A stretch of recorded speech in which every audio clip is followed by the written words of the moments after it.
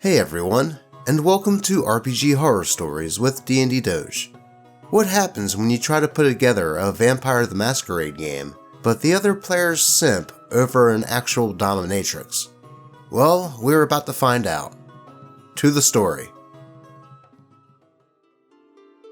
The story of Mistress Venus and her simps. Submitted to the DnD Doge subreddit by Reddit user Smooth Difficulty 128. It all started with a simple idea. A group of friends gathering around the table to play Vampire the Masquerade. We were all excited. Mark, our storyteller, had prepared a dark, gritty chronicle set in a decaying city ruled by the Camarilla.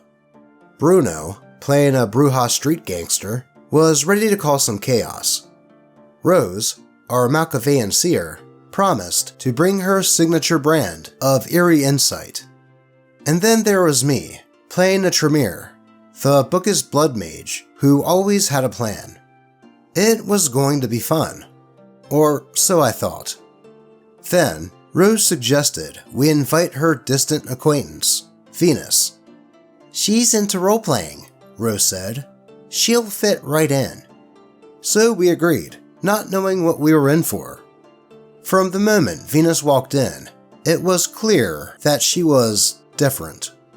She introduced herself as, quote, Lady Venus, a Lasombra who, as she proudly declared, practiced BDSM as a dom in real life. She added, "I expect everyone to behave properly." Mark and Bruno immediately perked up, their eyes wide, practically salivating at the idea. I rolled my eyes, but stayed quiet. After all, we were here to play a game, not judge someone else's lifestyle. But the game quickly became the Venus show. First, she demanded special privileges for her character. Mark, eager to please, granted them without hesitation. Her character, Lady Venus, was a noblewoman with a sprawling mansion full of masked servants who catered to her every whim, brushing her hair, cleaning her clothes, and bowing at her feet. It was ridiculous, but Mark insisted it made sense because she was a noble lady. Sure, Mark, sure. Then came the dice rolls. Venus never failed, ever.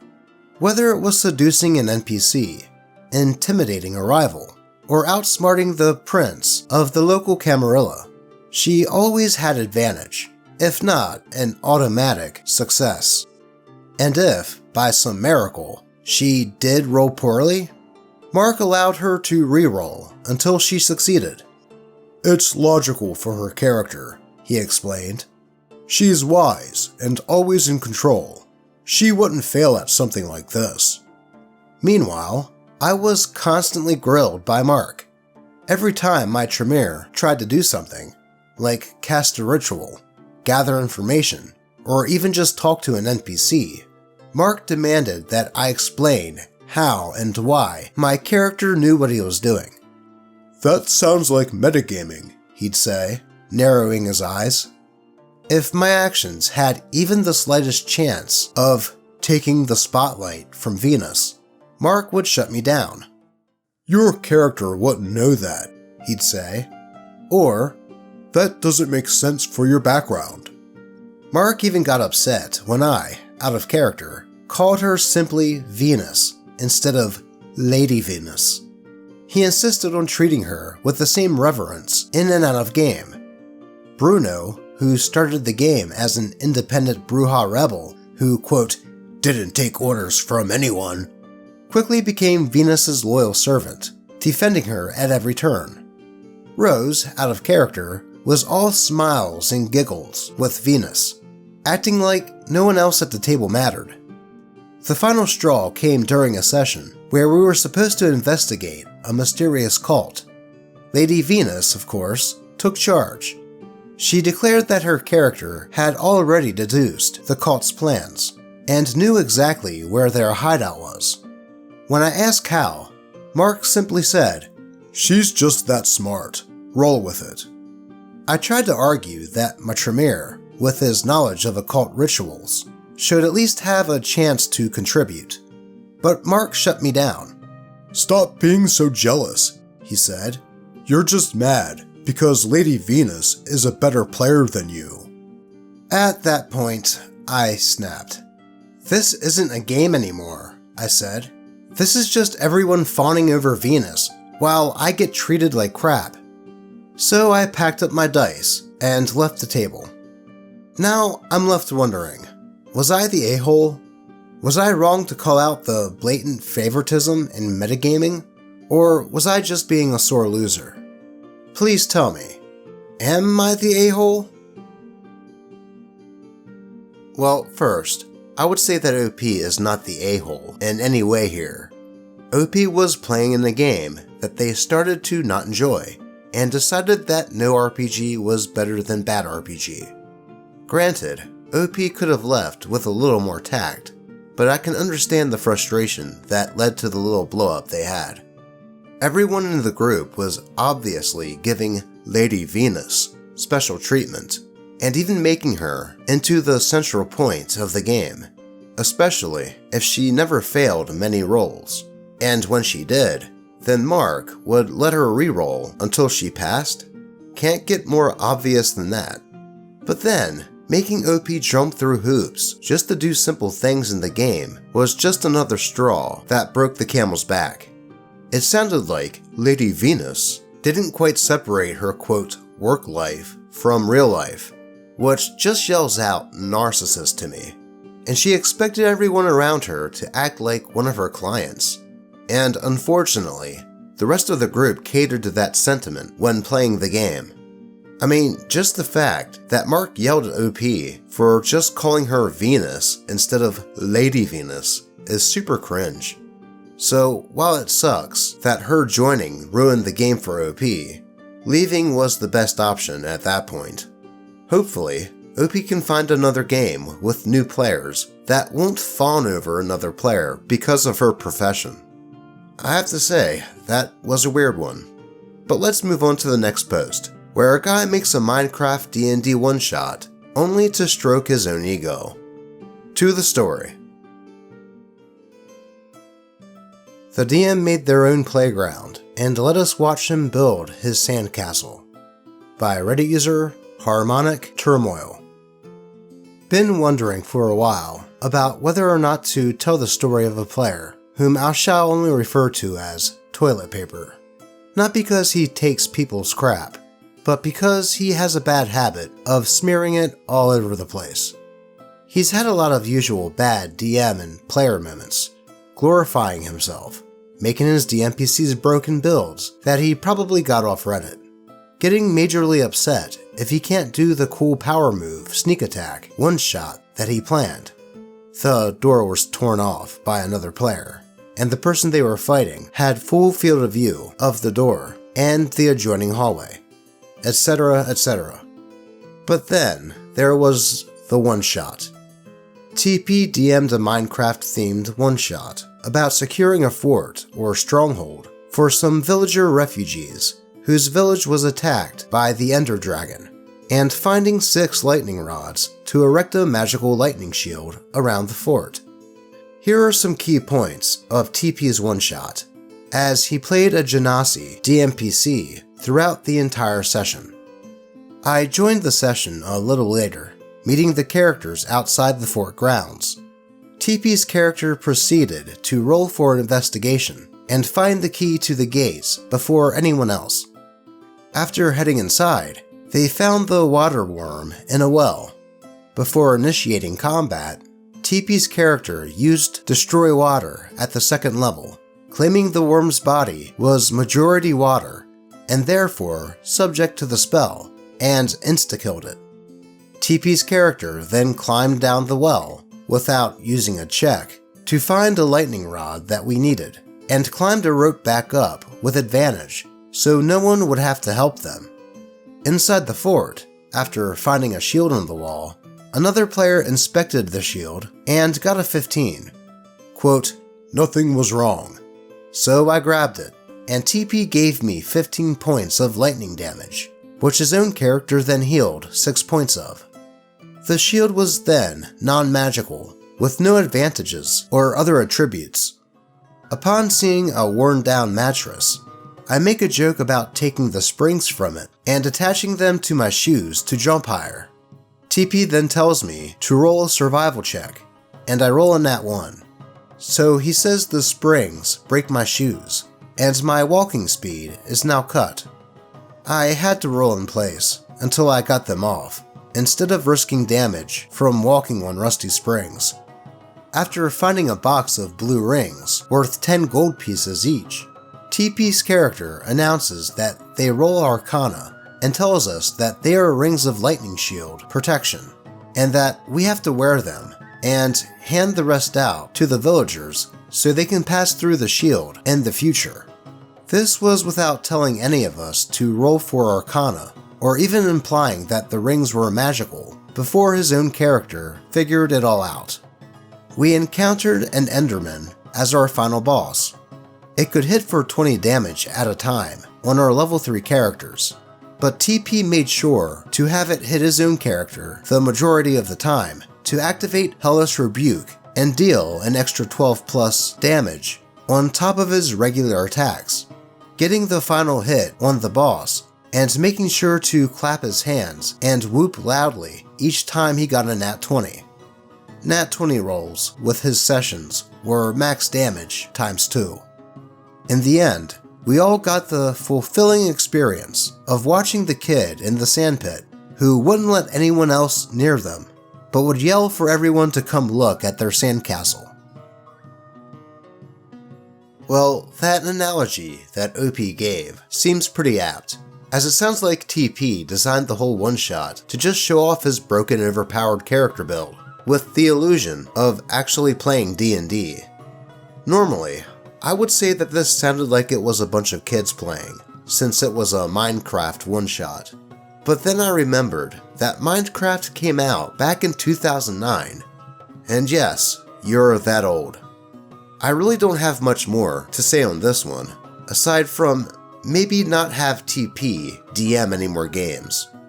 But before we move on, I hope you will consider liking the video and subscribing. Not just because of the stories, but because Simba would really like it if he did so.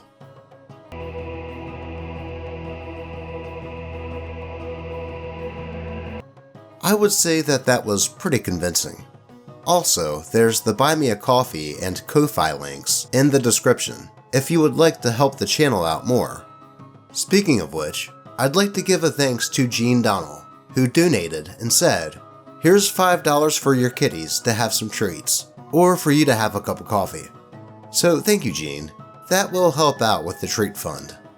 But with that said, let's get to this next post, where a dungeon master doesn't seem to understand basic observation. To the story. Those Darn Sneaky Forests, by Reddit user Valkrist Storm. As a forever game master, I obviously jumped at the chance to play in a game being run by a friend of a friend. This was back a couple of editions ago, when skills with names like Spot and Sneak still had that new rule smell to them. I played a ranger because I'm a power gamer like that. Needless to say, I maxed out my Spot proficiency because I'm a power gamer like that. The team is tasked by some quest giver to go to a local town and find out who has been killing sheep, cows, people? I honestly don't remember the details. What I do remember is that after a couple game sessions, during which the game master really wanted us to know that he'd researched how a particular fabric is made, seriously, multiple half-hour-long lectures on the subject every session, we eventually figured out that goblins were responsible. We were first level, so that makes sense. We start trying to figure out where the goblins are hiding. Are there any mountains or hills nearby where they could live, like in caves? No, the terrain is tabletop flat in all directions. Is there a tower or a ruined keep nearby where they could be hiding out? No, the terrain is tabletop flat in all directions. Everything we asked was met with, "No, the terrain is tabletop flat in all directions." After literal hours of trying to figure out where those little guys could be hiding, I said, "Game Master, is there anywhere around here they could possibly hide?" The Game Master says, "Make a spot roll." I rolled and got a 19 on the dice for a total of like 25 or something. He said that I don't see anything. Then, for some reason, one of the other players did something that let me roll again. I think it was some homebrew mechanic, but I wasn't looking at the other character sheets, so I'm not sure. I mean, what's the point, right? If a 25 didn't make it, there's only one number I can possibly roll higher. I then rolled a 20. The Game Master says, "You see, about a half a mile away, there's a forest." A forest, a half a mile away, on a tabletop flat plain, and I needed to roll a nat 20 to spot it. This isn't why I left that campaign a few weeks later, but it certainly contributed. Maybe I'll tell that story some other time. Well, that certainly seemed like something that the DM could have just told the party without any rolls. I mean, what was their passive perceptions? 0? But I guess it was an older version, so passive perception might not have been a thing. But anyway, that should have been something that was just told to the party. And what was with the descriptions of fabrics? That was kinda out there. I am curious to hear more about this campaign, so I will keep an eye out to see if OP posts any more stories. But let's move on to the next post, where player ethics come into question. To the story. Ethics for Thee, But Not For Me, by Reddit user Evolving Eggshell. In my first ever D&D campaign, I had made a tiefling paladin, a former criminal, who was cursed by her goddess to not be able to harm innocents. Her goal in the campaign was to sell her soul and multi-class into warlock to lift her curse and be free to live her life however she saw fit. The DM predicted that this character may clash with the other two in the group, who were, allegedly, good characters, so he asked if PvP was okay down the line, and we all agreed after clarifying that PvP should be fair, so no assassinating each other in the night. After a boss fight, where I killed the previous champion of this devil, I got the multi-class and became a warlock, lifting my curse. After that, I explained my backstory to the party, and since our goals were aligned at that moment, I proposed that we keep together until we deal with the bad guys, and then reevaluate at a later time. Keep in mind that until this moment, my character had saved children from wolves, had freed cities from occupying cultists, agreed to free some Goliaths that were going to be executed, etc., etc. Though my party proceeds to kill my character in completely unfair PvP, while I had 1 HP and no spell slots left. Their justification? Now that the curse is lifted, you will do bad things probably. Okay, no problem. I made another character, and the DM resurrected my paladin, and she became the big bad of the campaign, swearing vengeance. So pretty cool stuff. On to the effed up part. Our party came across a druid who had murdered civilians, refused to let people gather lumber in a savage winter, and attempted to kidnap a diplomat who she promised to negotiate with. Her justification was that a long time ago, humans committed genocide of her tribe, and she is the only survivor.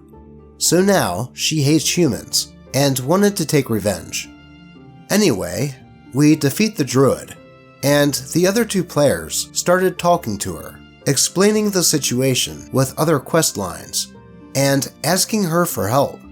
And I was like, guys, what's going on? Aren't we going to kill this war criminal, or at least imprison her? And they both replied, no, we don't want to. So my character was murdered by them because She would have done bad things now that she was free of the curse. Probably, maybe. Yet, the eco-terrorist war criminal was allowed to live and join the party as a DMPC? When I asked this question, the reply I got was, "I am not an actor. I don't think about morality. I just make my character do whatever I want." The DM saw nothing wrong with the whole situation, and only told me that if I want to leave the campaign, it was acceptable, no hard feelings. So I left. Before anyone blames me for making an evil character, I was not about to roleplay my character as a murder hobo.